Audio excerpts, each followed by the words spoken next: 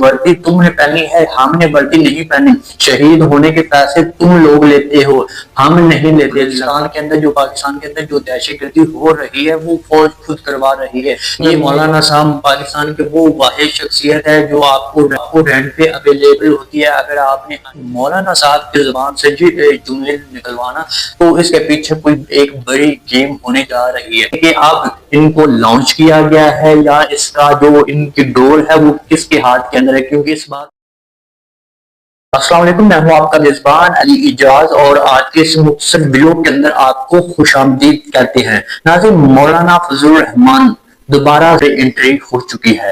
अब क्या बड़ी कोई गेम होने जा रही है?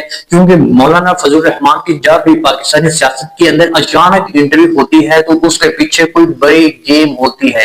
तो अगर हम माजी के अंदर देखें तो माजी के अंदर जब भी कोई बड़ी गेम होने लगती है तो और इनकी अचानक सियासत के अंदर एंट्री होती है, चाहे वो हम लॉन्ग मार्च देखें या वो खान साहब की वोट ऑफ कॉन्फिडेंट को देखें, तो हर जगह मौलाना साहब की अचानक एंट्री होती है और इनके ये रेंट पे अवेलेबल होती है। तो इस बार ये नहीं कह सकते कि अब इनको लॉन्च किया गया है या इसका जो इनकी डोर है वो किसके हाथ के अंदर है। क्योंकि इस बार उन्होंने जो जुमले बोले हैं वो पाक फौज के हवाले से बोले हैं और हालांकि इस तरह के जुमले नहीं बोलने चाहिए। क्योंकि जब आप अपनी फौज के हवाले से कुछ ऐसा नेगेटिव प्रेजेंट करते हैं तो उसका फायदा जो आपका बैरूनी दुश्मन होता है, जो अंदरूनी दुश्मन होता है उसको होता ही होता है, लेकिन जो बैरूनी दुश्मन होता है, जो आपके मुखालिफ ममालिक होते हैं, वो उसका नेगेटिव यूज करते हैं। और ये जो बैरूनी दुश्मन है उसको फायदा होता है, वो इस चीज का फायदा उठा के जो एक मुल्क होता है उसके खिलाफ इस्तेमाल करता है। तो अब मौलाना फजलुर रहमान साहब को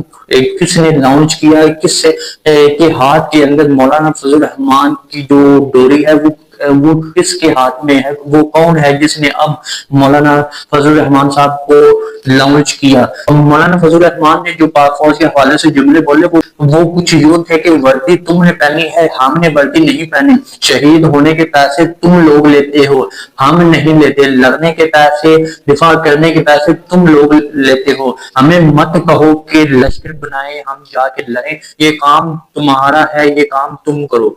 तो ये वो जुमले थे जो कि आग की तरह फैले और हम खुद इस चीज की मजम्मत करते हैं कि अपने इस तरह की जुमलेबाजी अपने अदारों के खिलाफ मीडिया पे नहीं करनी चाहिए। आपके 100 बार इख्तिलाफ हो और होने भी चाहिए, और लेकिन इस तरह की जुमलेबाजी आपको मीडिया पे आके नहीं करनी चाहिए। प्रेस कॉन्फ्रेंस के अंदर जो मौलाना साहब की गुफ्तगू करने का जो मौक़िफ़ था वो ये था कि जो बलूचिस्तान के अंदर, जो पाकिस्तान के अंदर जो दहशतगर्दी हो रही है वो फौज खुद करवा रही है। ये उनका सादा तरीन अल्फाज के अंदर ये उनका बात करने का मकसद था कि ये जुमले वो खुद कह रहे हैं या कोई इसके पीछे कोई शख्स बैठा हुआ है जिसके हाथ के अंदर मौलाना साहब की जो रस्सी है वो उसके हाथ के अंदर, वो मौलाना साहब से ये जुमले निकलवा रहा है। मौलाना साहब पाकिस्तान के वो वाहिद शख्सियत है जो आपको रेंट पे अवेलेबल होती है। अगर आपने आइन के अंदर कोई तरमीम करवानी हो तो मौलाना साहब हाजिर होते हैं। अगर वोट ऑफ कॉन्फिडेंस करवाना हो तो मौलाना साहब हाजिर होते हैं। अगर लॉन्ग मार्च करवाना हो किसी भी पॉलिटिकल पार्टी ने तो मौलाना साहब हाजिर होते हैं।